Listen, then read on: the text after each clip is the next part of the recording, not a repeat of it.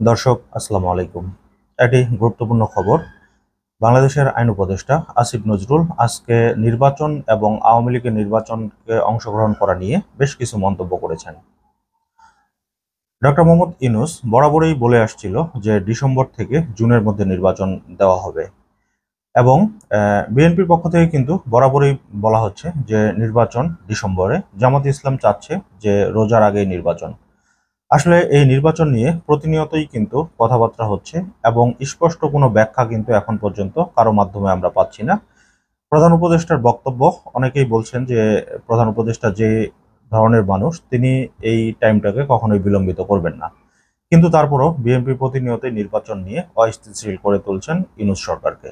তবে এই নির্বাচন নিয়ে আবার একটা প্রশ্ন এসেছে যে আওয়ামী লীগ ছাড়া বহির্বিশ্বে নির্বাচন গ্রহণযোগ্যতা পাবে কিনা।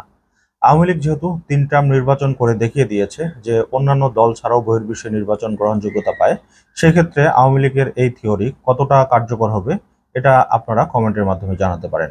তবে আসিফ নজরুল আজকে যুগান্তরকে একটি সাক্ষাৎকার দিয়েছেন, সেটা নিয়ে বিভিন্ন পত্রিকা নিউজ করেছে। কালবেলা একটা শিরোনাম করেছে, শিরোনামে বলা হয়েছে আগামী নির্বাচনে আওয়ামী লীগের অংশগ্রহণ নিতে পারবে কিনা জানালেন আইন উপদেষ্টা।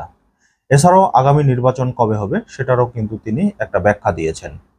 খবরের বিস্তারিত যেটা বলা হয়েছে, আগামী ডিসেম্বরের আগে সংসদ নির্বাচন হচ্ছে না। তার মানে আইন উপদেষ্টার কথায় একটা ধারণা পাওয়া গেল যে ডিসেম্বরের আগে কখনোই ইউনূস সরকার নির্বাচন দিবেন না। কারণ আসিফ নজরুল যেহেতু ইউনূস সরকারের অন্যতম একজন গুরুত্বপূর্ণ ব্যক্তি, তার মানে তিনি যেহেতু বলেছেন যে নির্বাচন ডিসেম্বরের আগে হচ্ছে না, তার মানে এই কথাটি সত্য হওয়ার সম্ভাবনা অনেক বেশি। আরও বলা হয়েছে এখনও অনেক সময় বাকি রয়েছে। এ সময়ের মধ্যে বিচার প্রক্রিয়া এবং জনমতের আরও সুস্পষ্ট প্রকাশ আমরা দেখতে পারব। এটার মধ্য দিয়েই ব্যাপারটা নির্ধারিত হবে।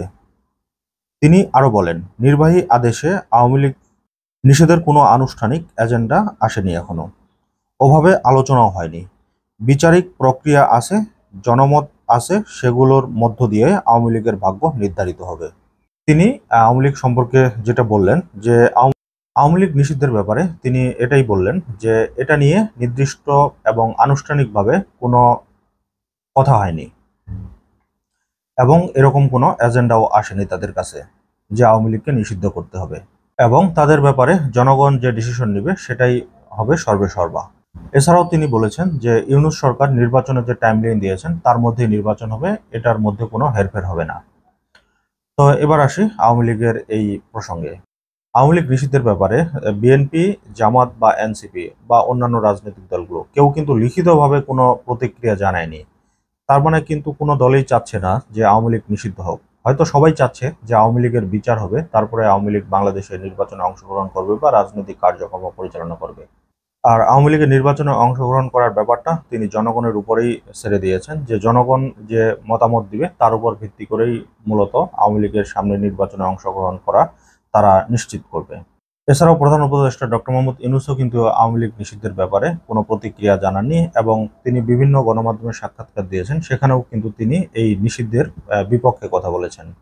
তার মানে আওয়ামী লীগ বাংলাদেশে রাজনীতি করতে পারবে, কিন্তু তাদের এই মিছিল মিটিংকে কেন্দ্র করে যেভাবে লোকজনকে ধরা হচ্ছে, এই ব্যাপারটা নিয়ে কি তারা কোনো ব্যাখ্যা দিবেন?